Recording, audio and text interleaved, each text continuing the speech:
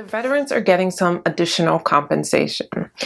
There are about 18 million veterans, U.S. veterans in America, and many of them are not receiving the benefits that they deserve.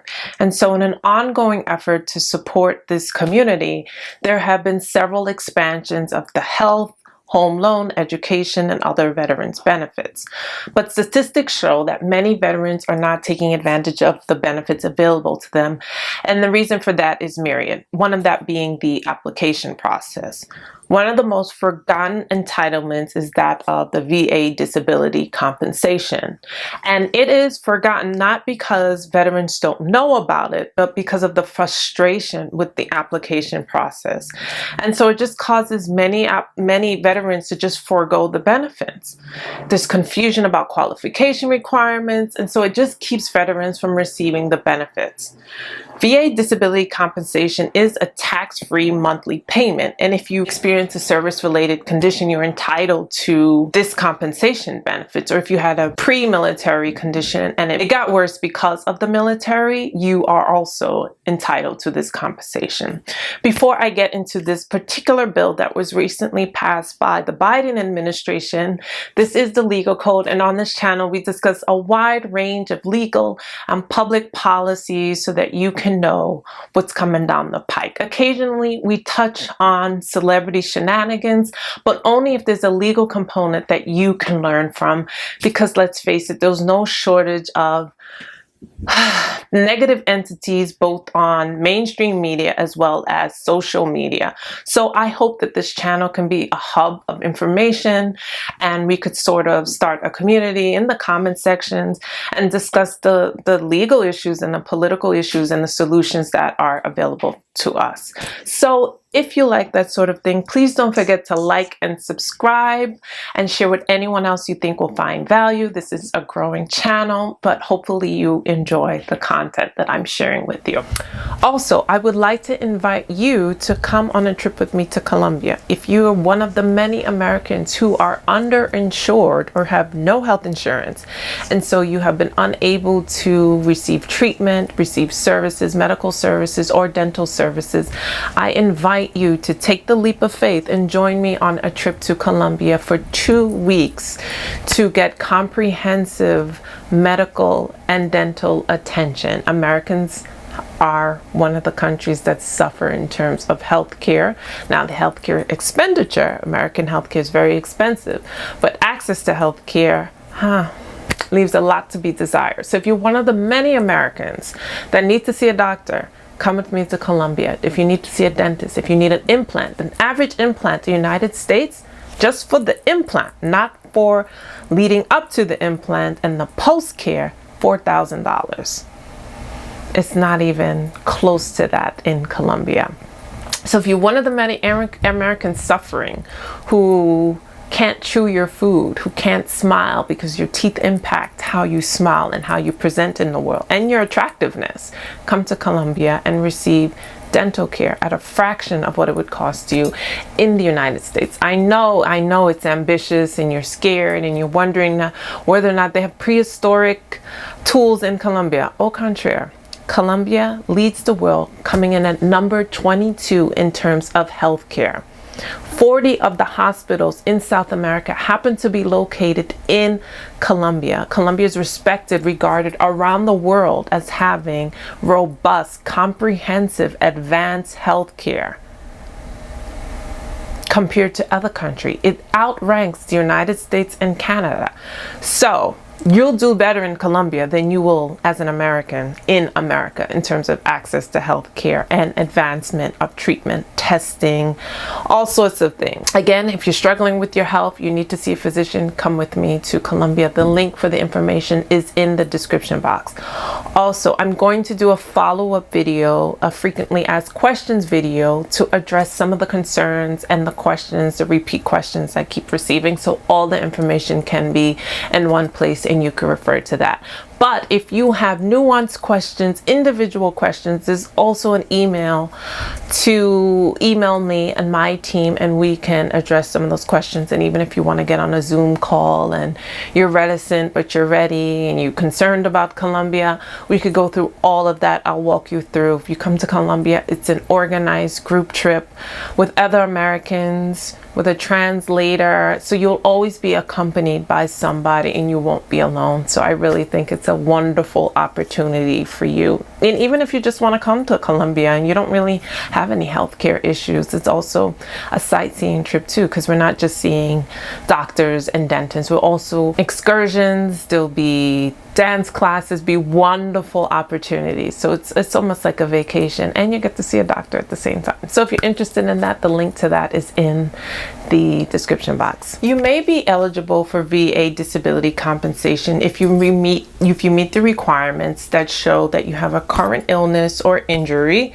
that affects your mind or your physical body, and you served in active duty or active duty training, and also that you got sick or injured while serving in the military, and you can link the condition that you currently have to your service, as well as you had an injury or illness before joining the military, but serving made it worse, also called a pre-service disability claim.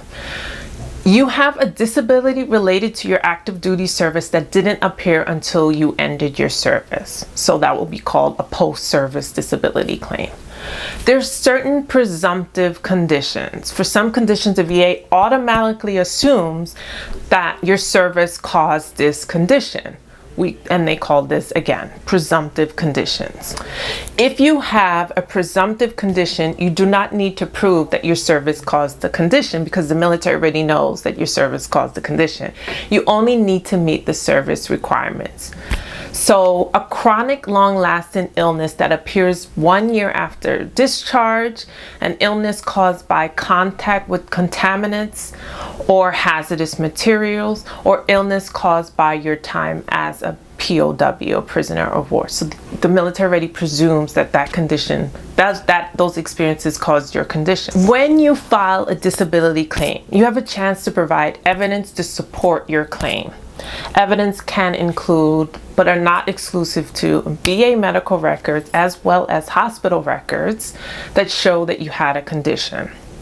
Also, private medical records, hospital records that relate to your condition. You can also provide supporting statements from family and friends, clergy, law enforcement personnel, all who have knowledge about your disability and what happened to you and how it got worse over time.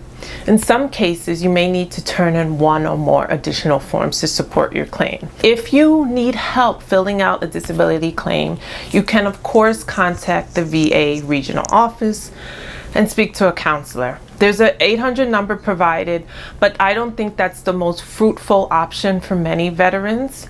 The application, I'm going to link it. It's called the 21526EZ. That's the application that you are requesting to have assistance with. It's not fruitful because these organizations, there's sometimes such a doozy in terms of getting any sort of help, and that's really unfortunate. So I want to offer an alternative route for veterans, and that is to seek, a lot of this service has been privatized, the assistance has been privatized. So working with a firm of this type that specifically prepares the paperwork, the linchpin is the VA Nexus letter that many veterans will need in order to qualify. So that helps establish a connection between the claimed in-service disease or injury and the veteran's current disability. So why are Nexus letters important, and why these firms prepare it? They're important because they can influence the examiner's opinion as well as the VA rating official's final disability decision based on the competency of the letter. Where do you find the letter, you may be asking? Again, these agencies will provide it for you. These organizations will provide it for you. But if you don't want to take that route, you can of course do the application on your own. You can Google Nexus letter, VA Nexus letter, doctors near me, for instance. Check out the ratings of the companies that come up and see what is required. What this letter is that a qualified medical professional should write this letter, but not every medical professional should write this letter. What you want at a minimum is a medical professional who is familiar with submitting this sort of documentation for the VA. So you just won't want to think about any doctor doing this. You want someone who knows the system and whose credentials will provide weight and show competency, credibility, as well as evidence to the VA. You also want a medical professional that has experience in completing these sorts of claims, that understands the appropriate language to use for the rate system. There's a technical aspect to submitting these applications. There's a way that a medical professional drafts a letter for the VA that helps trigger the language to show a connection between the veteran's condition and whether or not it was likely due or most likely than not due to the service. And so you want to sort of, this medical letter leads the reader by their nose to show the connection to the service and the disease. So it's really vital that you get the most experienced person to write, medical professional to write this letter. It takes about 100 days to hear back from the VA. The unfortunate thing is that there are many veterans that are suffering from PTSD, post-traumatic stress disorder, memory loss, service-related conditions that affect their memory as well as displacement, and so they may not have all of their paperwork in one place. They might not know where all of their service papers are. So if you are watching this channel and you know a veteran, then I implore you to take the initiative and help them in some sort of way. The application is not complicated. It's sort of just, you need to know the right steps to fill it out. And it could be a doozy if you do it by yourself, or if you're dealing with a veteran who's just frustrated with the process, who tried it before in the past and just got frustrated with the process, then you may have to take the reins and help them and show them the steps.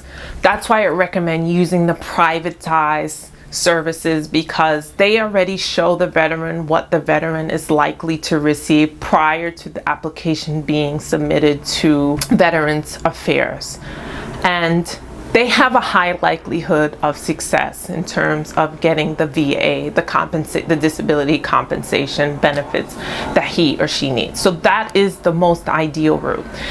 The veteran will have to pay, but that's because there's an assumption that the veteran will receive the back pay portion. So the veteran will get the money back in back pay, and that's why these firms charge. Like you pay for expediency as well as expertise. Of course, this is not a Goliath challenge, but the process is frustrating if you're navigating it, if you're dealing with all sorts of issues. So that's why, as a community, reach out to any veterans and say, hey, I heard there's a new bill that may help you. This bill has helped so many veterans not have to pay out of pocket for certain services, such as additional therapy, massages, if they have a physical injury. And so it has been such a help to the veterans that I've known that have participated in it. I thought it was important for me to share this with you, not only because Memorial Day just passed, because my father is a veteran of the Vietnam War, and he applied for the VA benefits, years ago. And I remember him expressing the frustration with getting anything informative from the VA. But fortunately, the process has gotten a lot better. The applications can be submitted online. You hear back within 100 days or 120 days. So it's a lot more expeditious than it was like in the 80s and 90s. Like, again, he was a veteran of foreign war, Vietnam. The Vietnam veterans were really given the shaft. The newer war veterans, they receive a lot more service. So that's why it's important that they know about the services that they are entitled to. And if there's anything that you could do to help a veteran in your life, share this information with them. The disability benefits, upwards of, I think it's $3,100 is the max for 100% disability. So that can really, really offset some expenses. Let me know your thoughts. I will link the application in the description box, and I will see you next time. Bye-bye.